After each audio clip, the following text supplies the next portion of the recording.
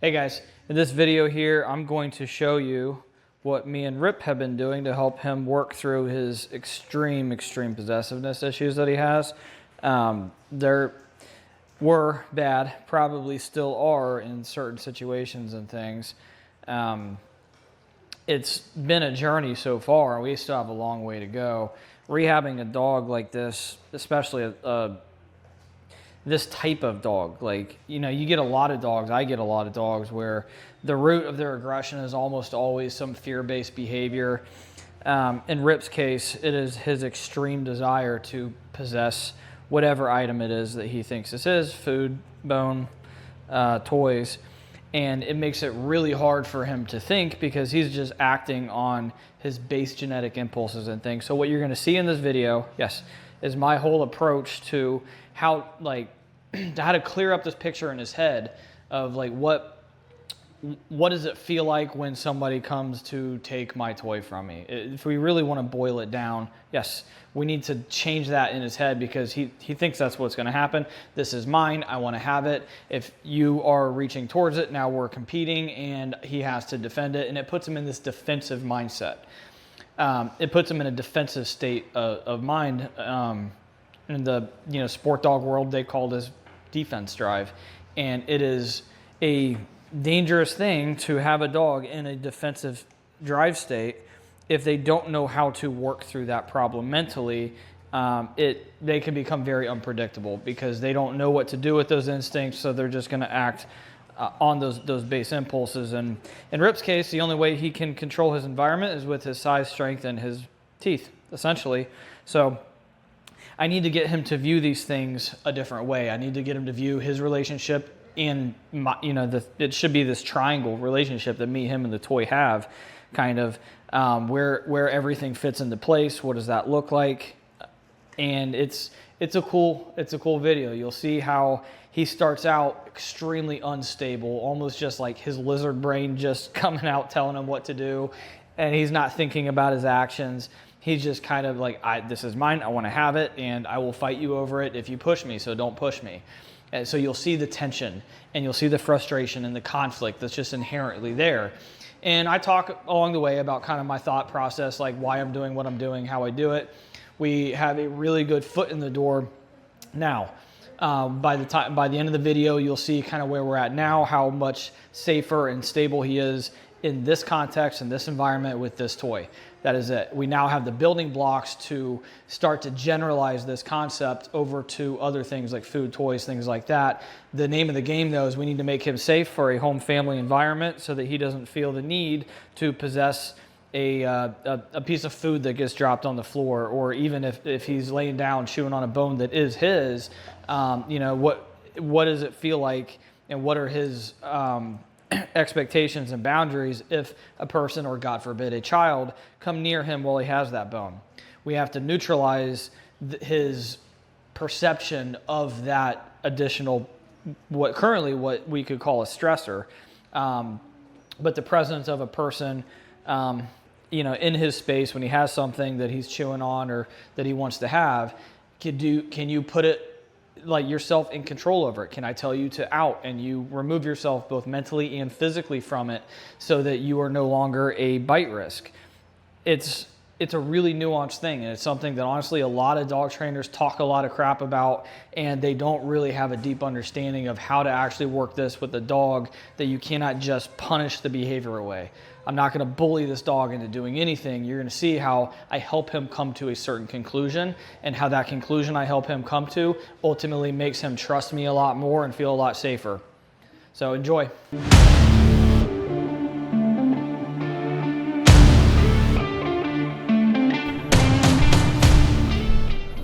The main reason why Rip is here is the bite risk that he is due to his possessiveness. A lot of when you're working with stuff like this, you have to take a lot of factors into account. One is just the dog's training history. Training doesn't have to be formal training. Just think about training history as in their past learned experiences. But genetics also play a huge role. Rip is a breed that was bred to be possessive over things, and to make some good guardian dogs. But when you introduce kids in the home, even if, just with the owners, if they want to be able to play with them, we have to remove the conflict here. He views the game of tug of war as a conflict-driven experience here. So if I reach in here, he's going to try to possess that item. Now I can play a little bit to see that's conflict, right? So if I force him to drop it, and we end it there, we're going to have a huge problem. No, not true. So obviously safety protocols have to be in place. I can't do this with a muzzle on. I mean, I can try. He may progress a little, but what I need him to understand, there are rules to this game. I will play the game with you. A lot of people say don't ever play tug with this dog.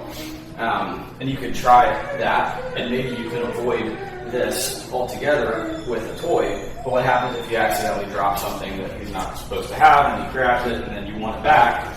It becomes a real problem. So I do need a way to say, nope, don't do that. No. Nope. But I need to communicate it in a way where he's going to deal with a lot of conflict right now. There's no way around that, right? But I need him to accept the fact that sometimes I'm not going to let him do something. No. Out. Out. Nope. Good. Now, if he willingly drops it, yes. Oh boy, I will let him go back and have this thing. Right.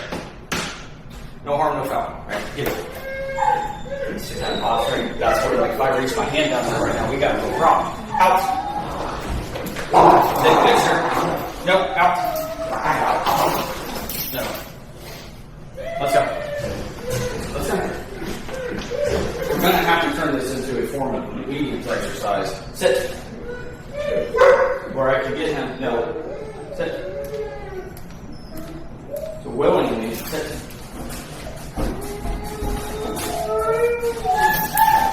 Good. There you go. Good work. Willingly shut this off. Like, I need to bring it back down to earth now. Good. Let's go. He's not going to care about me right now. No. It would be nice if he did, but it is what it is. We work with what we got. No.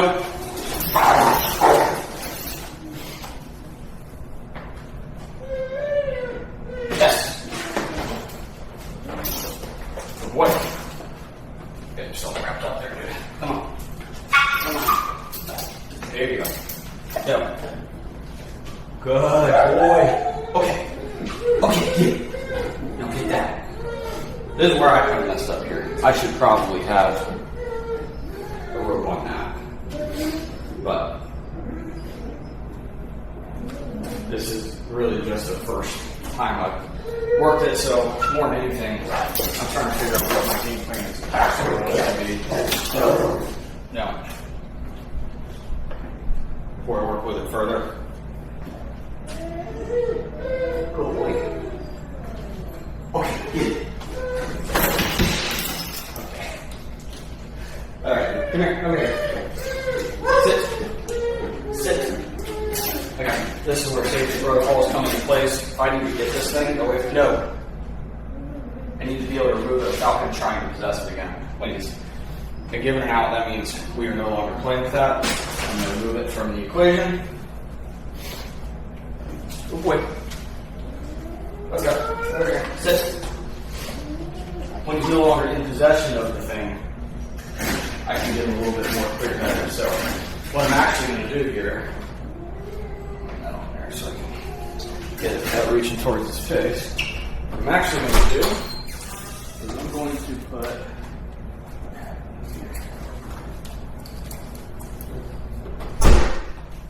leash on it. It's going to give me a little bit more leverage.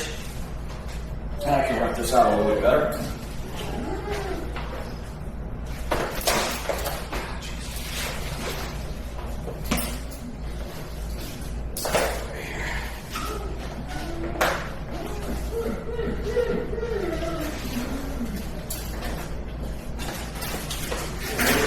Alright, so this is the first session where I'm actually working with red skin possessiveness. see how much he really wants to hang on to this. And how if I reach in there to try to get it from him, it's going to be a problem. You could say, oh, just don't play tug with this dog and problem solved. Because he's going to end up grabbing someone else that he's not supposed to have. And you need to have a clear way to get it from him without, we got to get rid of all this conflict. You use it as a fight, and use me as an adversary in that fight. Out. Nope. Out. No. Out. Good. Yes. So I need to create a pattern where he will willingly out. Out. Yes. And then the outing is what gets him the thing that he wants. In this case, the toy. Good. We actually, like, ironically with him being a pet dog, we need to make him a little bit less valuable. That's not exactly the right phrasing for it, but I need him less obsessed with possessing it and willing to do some give and take with it. Out.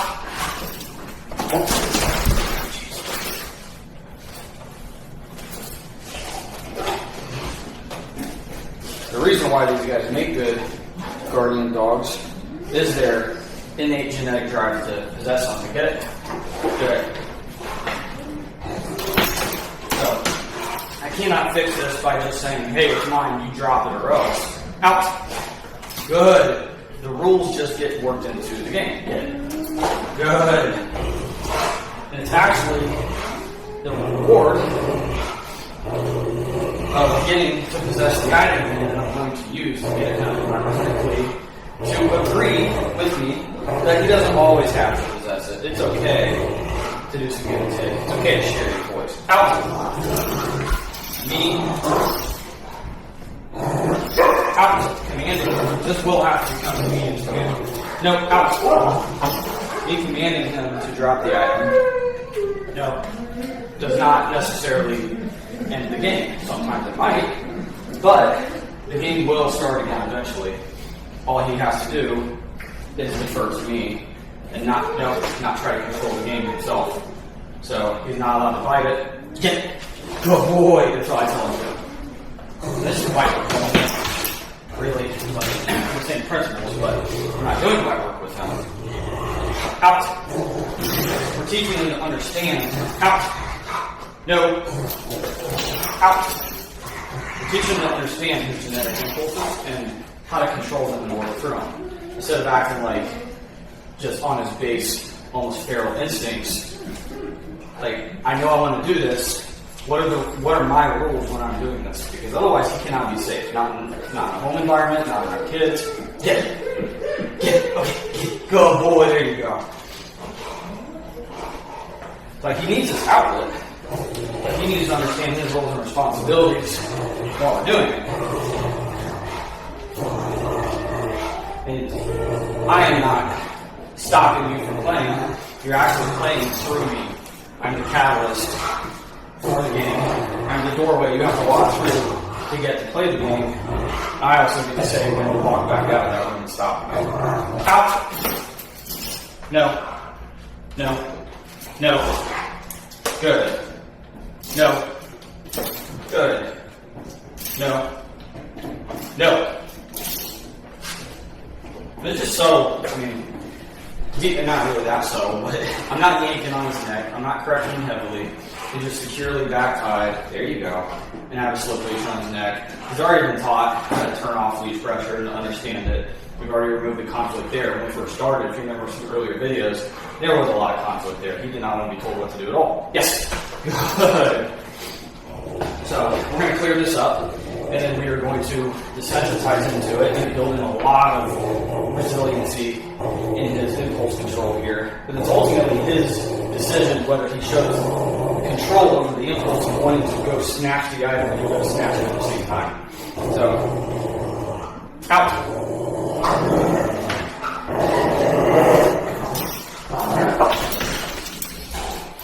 Out. So I say out, he doesn't out, pressure comes on, he turns by outing, and then by doing so, he gets paid. Yes, I get to play the game again.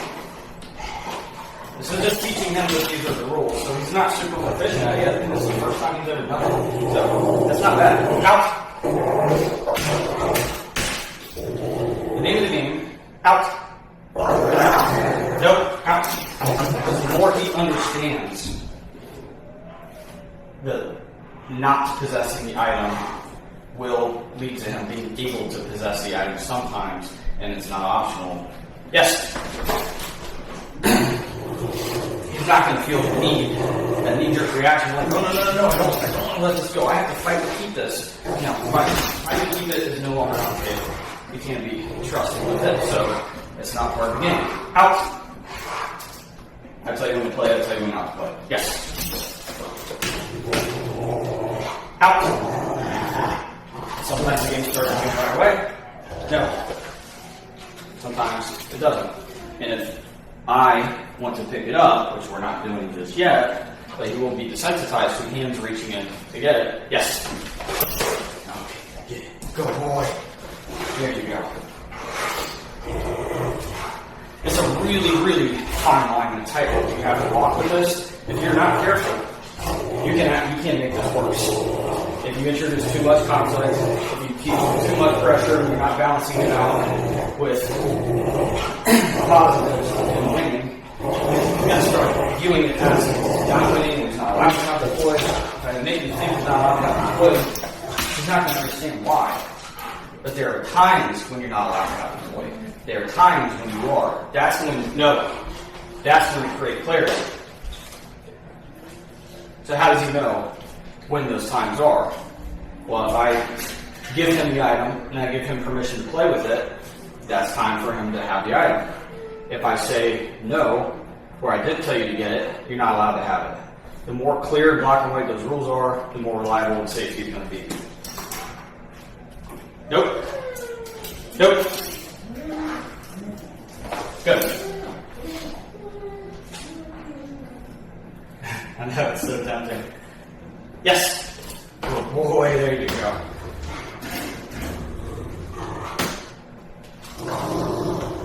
Okay, get this in. Get it. Get it.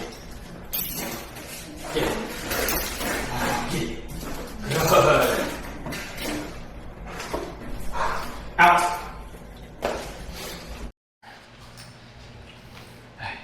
Good. Ready? Get it.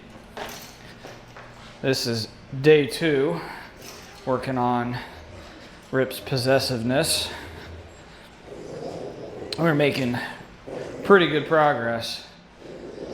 I've got him now to where he will out, voluntarily out. He's still back tied. As he gets more stable, we'll get working closer to where we don't need the back tie. Get it. Good.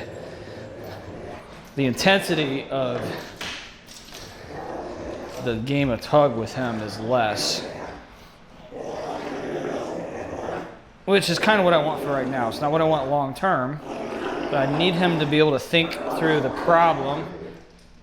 And what we found here is when he has it down like here, that's where we have a problem, right?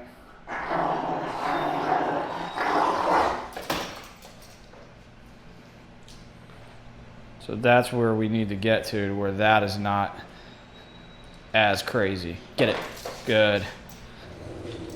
So I want him to have more fun with this give and take up here with me. Good boy. There you go. But when he has it completely, what does he do? Out. Can he think? Or is he just acting with his lizard brain here? Out. No. Out. No. Good. Yes. Get it. It's hard to toss it with this awkward leash, but it's fine. Out. Nope. Good. No. So when I say out, there has to be rules with this. He still has his foot on it. So watch, if I were to try to grab it there, we have a problem, right? So I need him to out and remove himself. Ultimately, what I want to be able to do is get him to tolerate me reaching towards it and taking it. Not because I'm taking it from him, because yes, I'm taking it so that we can start the game again. So he has the wrong idea in his head, basically, about how this game works. Out. Because to him, it's not a game. It is all about possession. Out. No. Out. Good. No. Good. Get it? Out. Good. No. No. Good. No.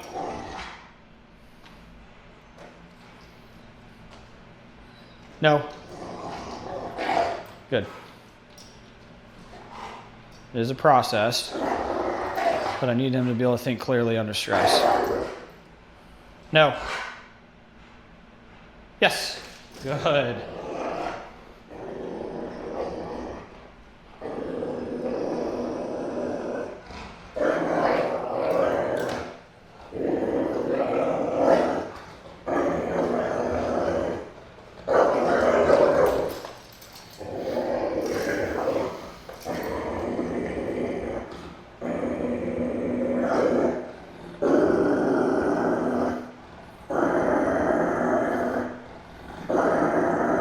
Out. Good. You can see the stress that goes into that. Yes. It's going to take reps and experience for me to clear that up in his head. Out. It's super frustrating, right? Like, I don't want to lose this thing. No. Out. Yes. Good. If I can lessen that, it's going to be some basic psychology here. Out. What I need, no, out. There's a window of opportunity, yes. So I can teach him that by doing the thing he does not want to do, he can have the thing that he wants. He does not want to not guard this thing. Out. No, out. No. Good. Nope. Nope. He is not ever allowed to go back at it either. That's where bites happen. No. He thinks he has it. In his proximity, he still thinks he's possessing it. If he thinks that, you're going to get bit if you go to reach it. If he knows there's an invisible, boundary, so to speak, an expectation, if you will, that if I go to get it, no. I'm picking up our toy that we are playing with. You can make the argument that it needs to be more mine than his, but I can't teach him that through trying to coerce it or dominate him or try to be the boss or whatever. I have to neutralize it a little bit. Out. No, out. Good. Nope. And he just has a slip leash on. Like, this is like a baby correction. It's not hardly anything, just little light tugs. No, just to remind him of the rules. Nope. Good. No. Impulse control, homie. No. No. Yes. Good boy.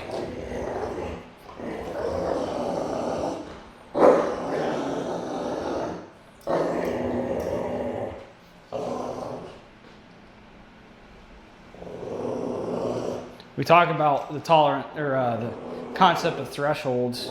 You want to see it play out real time. You can see when I back away, no tension. I get a little closer. That puts spatial pressure on him. He is very sensitive to spatial pressure. That is where tension starts. So we're like, you might see a dog like this, he has something, and he's not really like acting aggressive or anything. He's just holding it. buddy, even looking at you almost friendly. When I walk closer, tension starts. If I could do that too fast, that's where people get bit. So that's what we got to desensitize them to.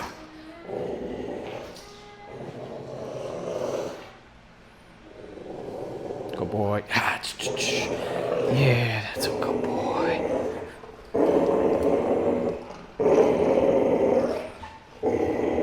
Oh, yeah.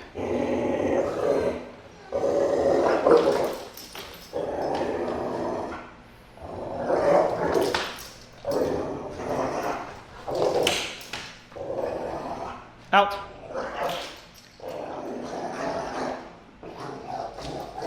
Out. And what I want to see ultimately, no. Good. No. Is him hear me say out and back up and look at me with anticipation. Almost like a happy look, because he knows like it's just part of the game.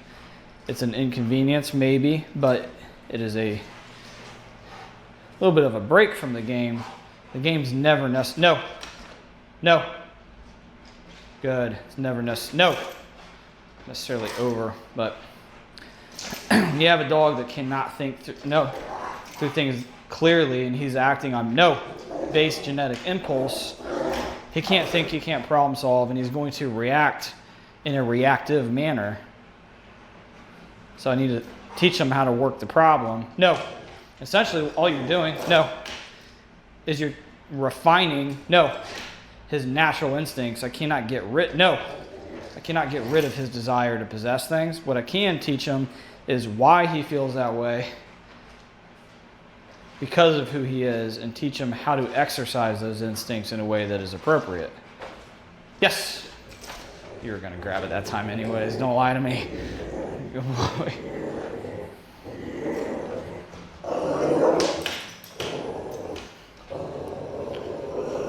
Out.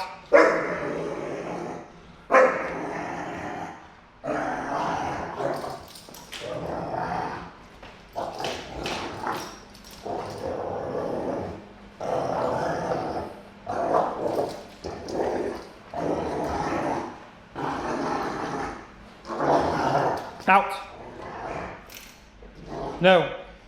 Good. Nope. And all of this is still trying to just get my foot in the door to get him to recognize, hey, there's rules that surround this. Here's what they are. Here's how I play the game. No. Think about like, my kid just started, playing flag football. If he was just running around, goofing off, tackling random people, playing the game his way, they wouldn't let him play the game. If you want to get out there and play the game, you got to follow the rules. And then, by extension, once you know how to follow the rules, yes, the game becomes a lot more fun and a lot more rewarding versus you just out there mindlessly acting on, like I said, your lizard brain impulses. Out. Nope, out.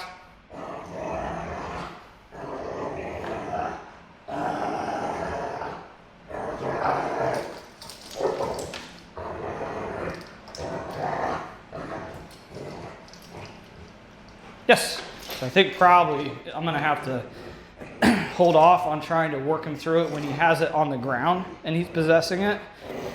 When he has his prey item and he's holding it with his paws, that's a little bit too hard, but what I can do, out, is try to go as limp as I can here to where it's not as much fun. He can't lay down with it. Not going to let him. He doesn't enjoy this as much. No, out. Yes, good. So what we'll do, try this. Out.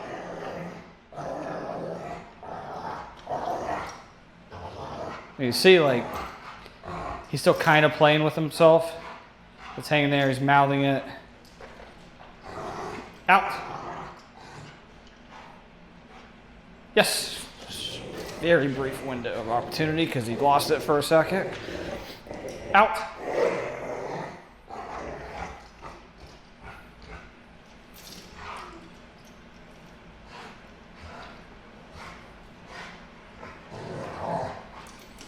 So if he pulls it in, I'm gonna try to just keep it as slack as I can.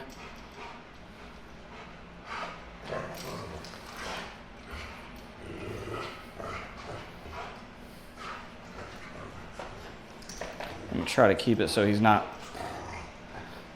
holding himself back by the back tie. Out.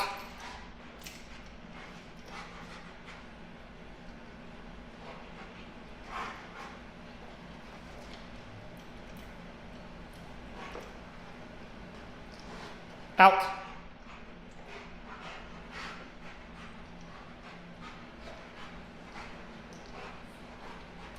Yes. There we go. Good boy.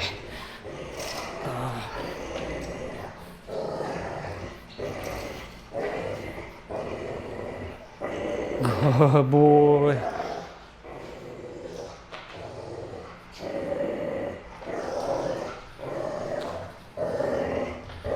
Try to keep my lines from getting tangled up here.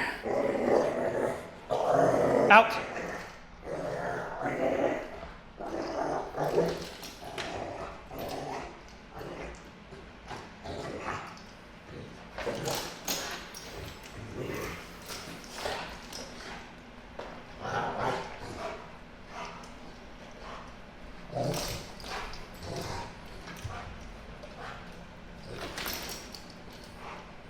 Out.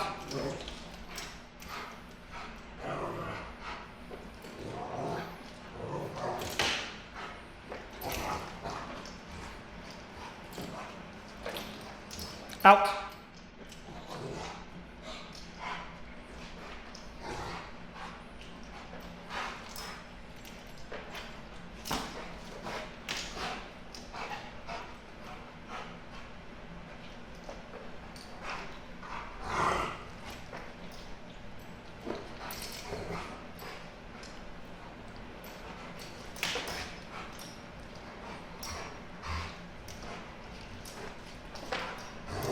Out.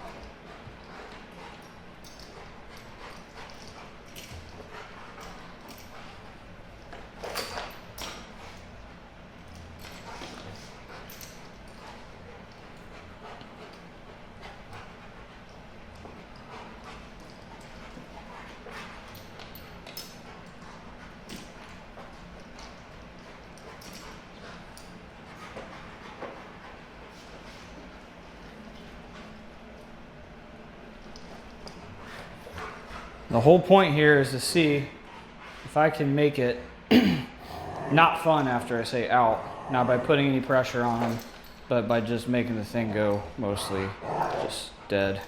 He's just kind of playing with himself a little bit, but it's always more fun to play with a partner. So try to give it a little bit more slack. Anytime he would feel tension on it, yes, there you go. Anytime he feels a little bit of tension on it, he's like, oh, the game is on, and that's where it's fun. Good. Good. There you go. There you go. Oh, yeah.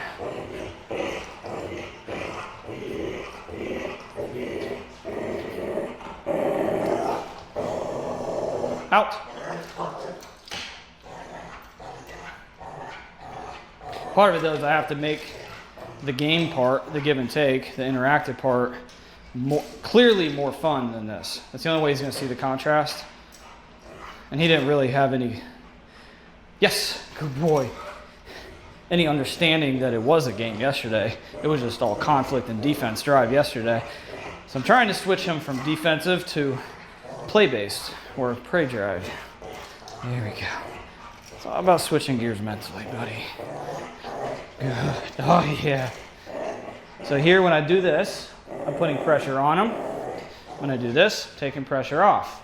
So it's posturing, he gets defensive, uses that natural guardian instinct you have, huh?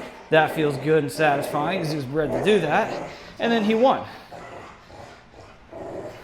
Not introducing conflict. I'm not trying to tap him into too much defense, but a little bit of pressure on, a little bit of pressure off. Finding where that line is for him is still a work in progress, but me and him are going to feel each other out. Out!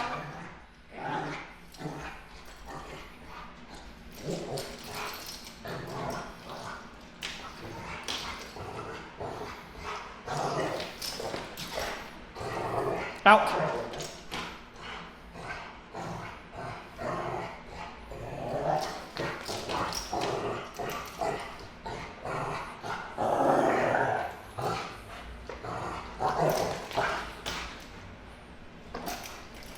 Out. Yes. Good. There it was. That was a nice clean rep. I want that as much as I can get it. Good boy. So play with him, let him have some fun.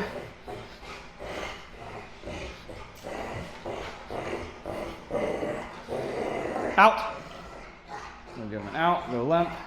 Game stops. Trying to see if he can start the game.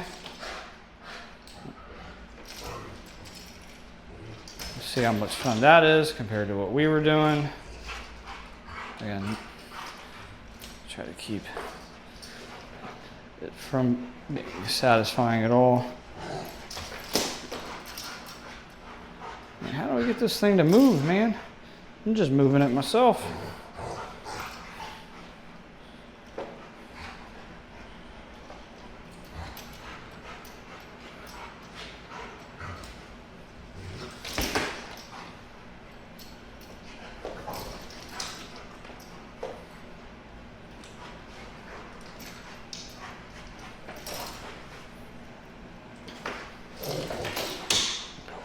So there, he got a little victory there. That was my bad.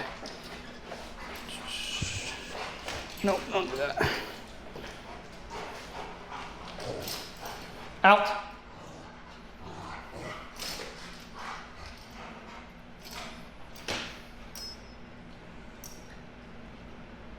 Out.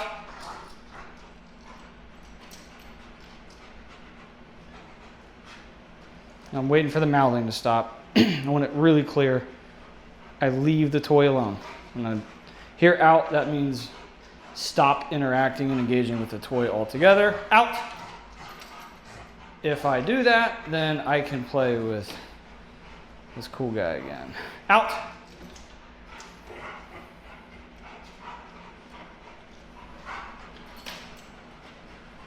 Yes.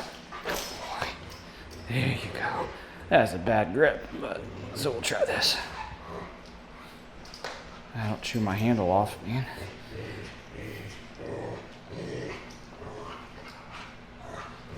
We're just gonna reset that out. Good. Yes. Now, let me explain this. So you see how easy I can get him to let go with the leash? The reason why I'm not doing that mainly, yes, that's kind of become my backup way if I have no other option, I guess. If I need to like get him to out or save the rep or whatever. It becomes a version of a communication tool, but you see how much conflict there was when I'm doing this. See how he's ramping up? I don't want to do that unless I have to. Out. I want to remove conflict from this, not install it. Out. And it is a well-known thing amongst a lot of dog trainers. This lines up with what I have observed time and time again in my career, that if a dog self-discovers something or they think they self-discovered something, that lesson sticks longer. So if I can walk him down the path, so to speak, out to where he decides on his own, oh, out. I don't have to just keep a hold of this thing. I can remove myself, not just physically, but mentally from it. Out. And it's actually in my best interest to do that. He's going to be more likely to do that in moments when it matters.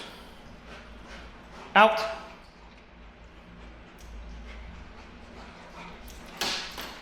Out. Yes. Sometimes you have to use a little bit of pressure to teach the dog how to do that, which is kind of how we got started with him. But if that's the only tool in your toolbox, you're setting yourself up for failure. Out.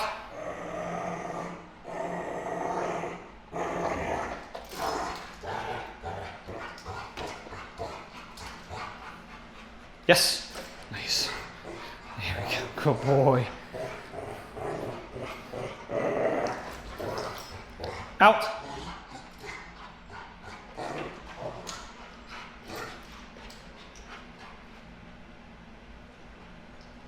I'm giving them every opportunity here. I want to be really clear, completely disengage with it.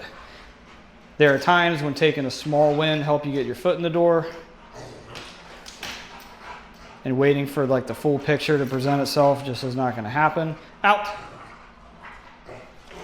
But again, I'm watching him and where his head is at, and if out. If he is mouthing this thing, feeling it out, exploring, like, what's this thing do? What's this thing do? Is this fun? Is this really what I want? This is mindless fun for him. I want a little deeper fun, more satisfying. Out. Yes. Especially though, if I say out and he does spit it out, I am going to take that small win. I need as many of those as I can get. Good. Boy. You're going to take a nap after this, homie? Yeah. Out. Out.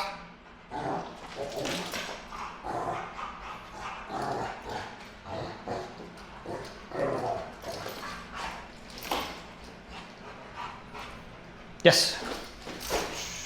I got you, man. Got you.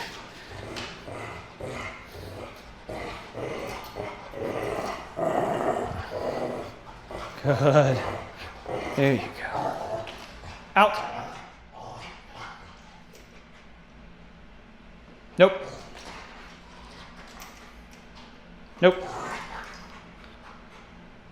Nope. So I'm using a little bit of leash communication here just to see if I can walk him in for a little bit more of a clear picture. Nope. Of what I want.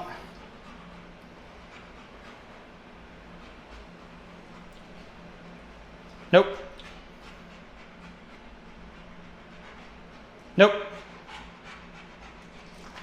Nope.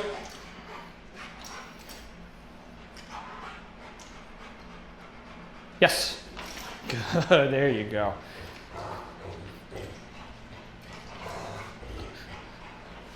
Good. That's it. Getting tired. Oh, yeah. Good. Out.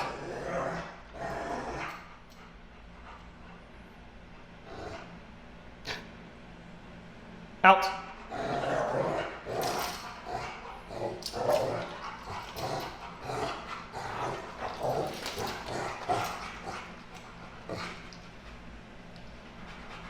Yes. Good boy.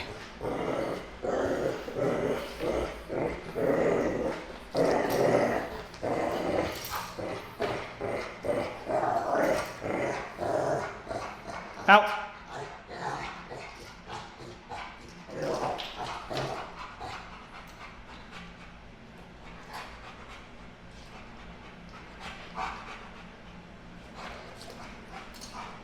Out. Nope. Out.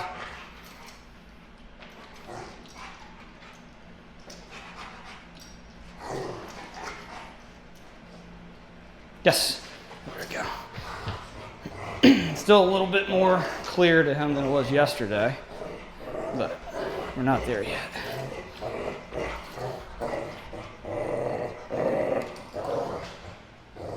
Out.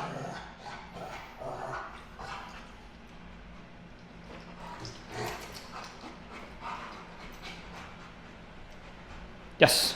There it is. Good boy. There you go.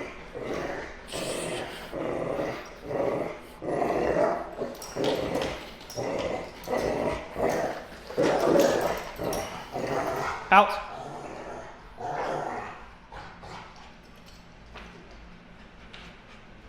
Yes. Here we go. 2 in a row starts to become a pattern.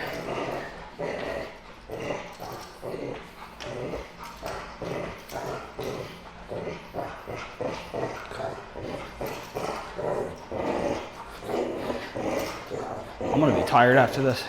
I still have my second workout to do today. Oh, yeah. Out.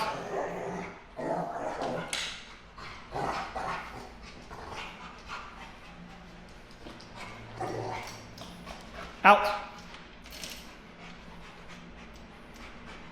Good boy, there you go. And we're gonna end it. Good boy. Come here. There we go. Make sure his head's in a good place before we unhook him. No. Nope. All right. No. We are stop.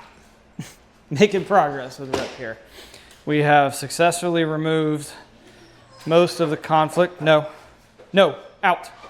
Toss some clear boundaries. We're now working on a little out and then physically remove yourself drill by using place. Let's go. Sit. No. Sit. So no. Now we're at the point where I need to start teaching and enforce. No. Out.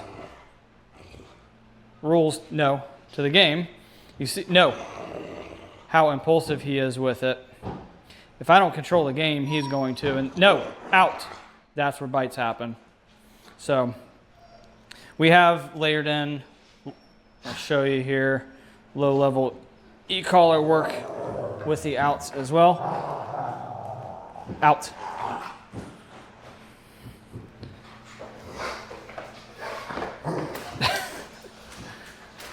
No. So I'm not going to let him play while he's being this pushy. No. I want to see some impulse control. I want to see, no. Recognition and respect for the rules. No. And he's still learning, so I'm not like forcing this super hard. I'm not going full authoritarian on him or anything. No. No. I just want to see recognition.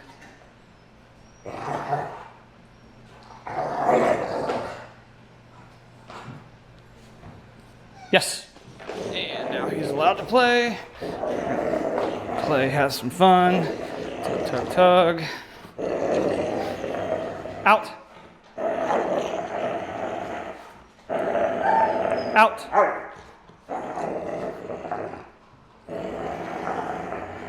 Out. Yes.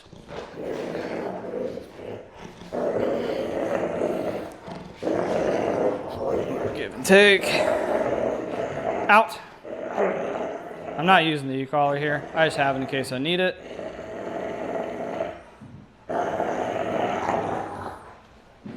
Yes. Again, I want him to have a clear picture of when he's supposed to out, when he's allowed to have it, when he's not.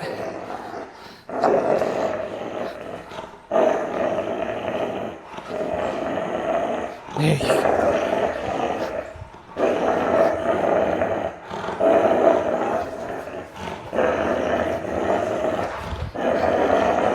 Out.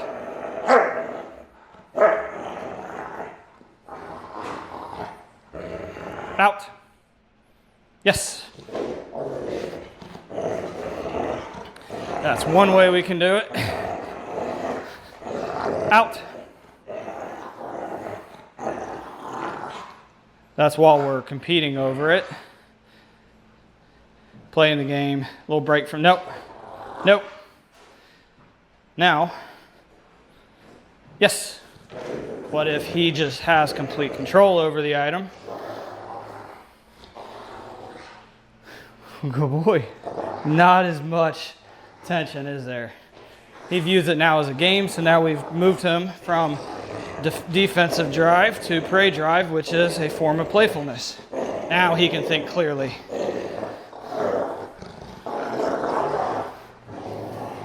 Out. Nope. Out. Good. Place. And we can get him to safely remove himself mentally and physically from it. Yes. The game makes sense because it has rules. Good. Now there's no confusion. There's no he thinks one thing, I think another. Me and him are on the same page. Still a bit of a work in progress. Out. No, out. Out. No. We're getting closer to a clear picture. So see this here. I want to point this out. Out. No, out. After he outs, after we were playing, no, out. His desire to go back to it, good, is what gets people bit. He thinks, no, out. He thinks it's his, so if I reach down and he wants to impulsively, no, out. Impulsively jump back and go grab it like we're competing, we're not going to do that. Yes. Again, he's not just physically removing himself from the item, he is mentally as well. There you go. There you go. Out.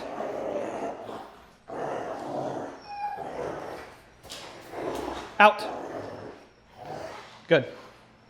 Good boy. Place. And when in doubt, you can always make him remove himself even further. Yes. Okay. Out. You got my leash in your mouth, dude. Out. Out.